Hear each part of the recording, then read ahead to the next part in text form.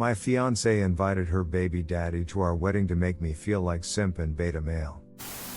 Everyone was against our relationship right from the beginning. My mom said, "You're only 28 and have your whole life ahead of you. Why don't you marry a woman you can begin from scratch with? This one has a child with someone else. For the rest of your life, you're going to take care of another man's baby. Doesn't that worry you?" My dad was straightforward. "If she's a good girl, there are tons of good girls around who don't have children. Look for one and marry her." Because of their position, we couldn't marry at the time we ought to marry. I didn't want Asantawa to know what my parents thought about her. If she knew, it would have crushed her spirit and made her feel unwelcome. Whenever she asked why I was delaying, I told her, "It's money issues.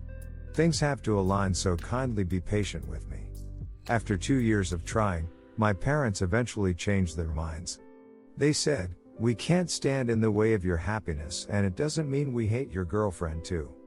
Go ahead and marry her if you think she's the one. We give you our blessings." It was the happiest day in my life when they finally accepted my decision to marry her. 6 months later, I went to do knocking. 3 months after the knocking, we did our wedding. At the reception, a man walked up to me, shook my hands, and said, "Congratulations. You're the man."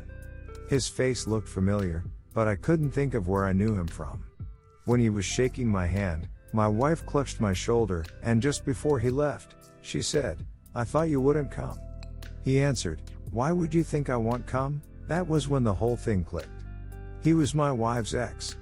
The guy she gave birth with. Honestly, I felt very disappointed, especially for the fact that she invited him herself. I wanted to ask her questions, but the moment wasn't right. I was angry and it showed in my demeanor.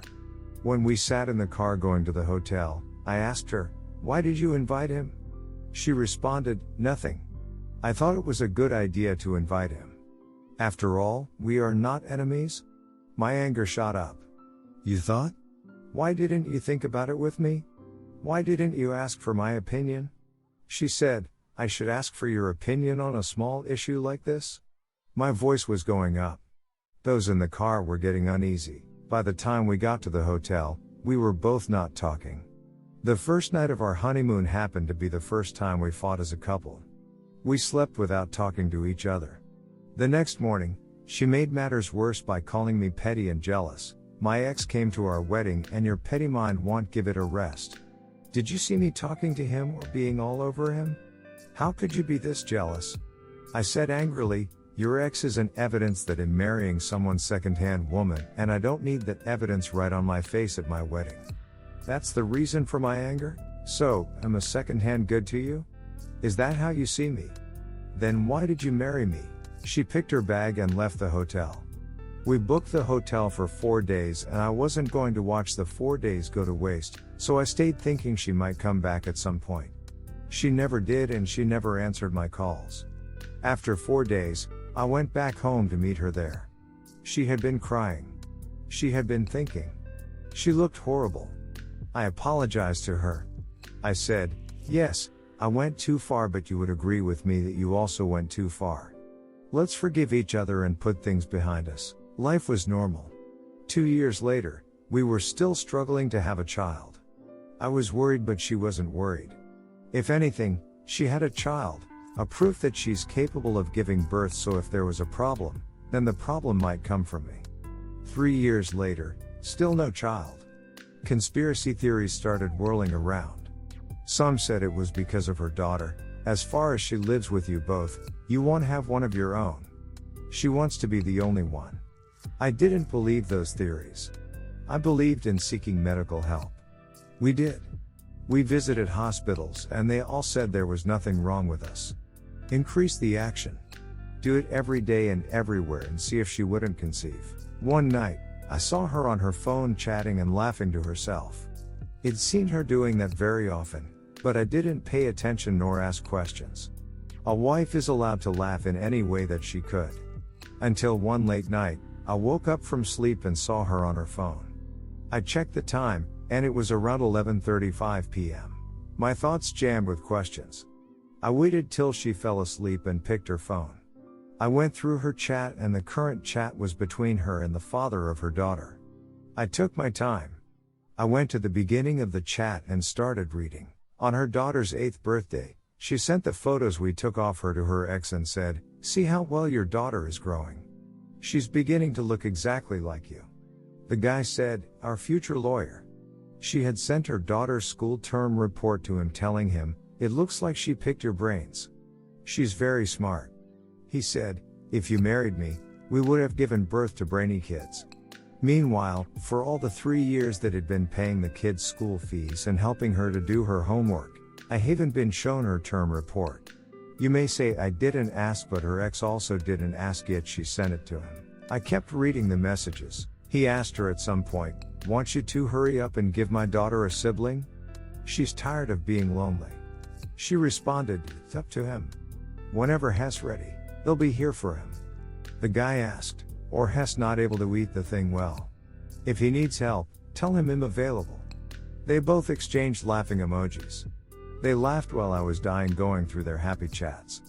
Most of their chats had been deleted. It was obvious, but the little that I saw was enough to cause me aches at places I didn't know exist. At some point she woke up and saw her phone in my hands. He asked, "Why are you having my phone?" I said, "Why are you discussing me with your ex?" She asked, "You went through my messages? Why would you do that?" I asked, "You discussed our inability to give birth with your ex, why would you do that?" It turned to a fight. She jumped on me trying to snatch her phone. Of course, I was stronger. When she wasn't able to collect the phone, she said, "Chew it and don't bother asking me any questions because I won't answer. I didn't ask you to go through my phone, so whatever you found is your own problem." True to her word, she didn't give answers. I threatened her with a divorce, and she still didn't say a word. Some weeks later, I told her, "If you want us to continue living here as a husband and a wife, then you have to send your daughter away. You can give her to her dad, or you can send her to your mother. I don't care, but I don't want to see her here." The next weekend, she packed all her things and left. She said, "I go where my daughter goes. If you can't live with her, then you can't live with me." As I write this, my wife is living with her parents. I'm not changing my stand because it's the daughter that makes her continue talking to the ex. If she doesn't leave, our marriage won't survive another year. I don't know if I'm doing the right thing, but deep down my soul, I feel it's the right thing to do. This is the end of the post. Here is my quick take on this story. The reason why she invited the baby daddy is to prove to the baby daddy that she can still find a man simp to love her. The wedding wasn't about the husband, it was about her. She doesn't love him. You could tell by how she walked away from the marriage, like she has accomplished her mission, which was to prove her ex wrong. She hasn't gotten over her ex. The ex is the bad boy, like the old saying alpha seed and beta needs. She didn't feel the need to ask for his permission to invite her baby daddy to the wedding because she is in control of the relationship. She was also using him for his money. Notice that he was paying the tuition of another man's child. Redditor 1, I hate to explain this, but a girl in this situation, separated with a baby, has a lot less options. A lot of guys will have time with her, but only a few types will let her tie them down. You are that type.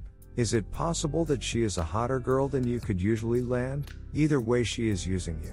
Wake up. Even her baby daddy knows if he strings her along, he can have time with her from time to time, and still have his freedom. In fact, he knows she can find some schmuck like you who will be a babysitter and a sugar daddy to his family, while he and she has all the fun and excitement. Has she slowly been turning the tap off on the time with you? So these are the facts of life. Can you connect the dots, find your self-respect, and find someone who actually cares about you? Because she is just acting. How much self-hate do you have? For men out there, if you marry a single mother, the kids always comes first, then the baby daddy ex, then the family dog, and then you will always be last, because like the original poster said, I'm marrying someone's second-hand woman. Thanks for staying till the end of this video. Please support my channel by subscribing, liking, and leaving a comment. That would help with YouTube algorithm. Have a nice day. Answer, I feel like your response is correct in some parts, less so in others. She's hot, that's true. Most of the girls I've dated, including my ex-wife, have also been hot, and most have been successful professionals as well. We have a very healthy time life, probably averaging 7 or 8 times a week, for the duration of our relationship. It hasn't gone up or down much for the entire time. She's the first woman I've dated with a child, but I don't think that means she has radically fewer options than a woman without a child would have. Young, hot, smart women can always find a guy easily, and in my opinion, which I know you don't share, they can get almost any of those guys to be committed to them. I don't, and haven't babysat her son. Her son is special needs, and she doesn't have anyone, including her own mom, babysit him. Perhaps you were being superfluous to drive home your point, that it's a bad situation, and I shouldn't put up with the negative aspects to protect the parts I like are true though.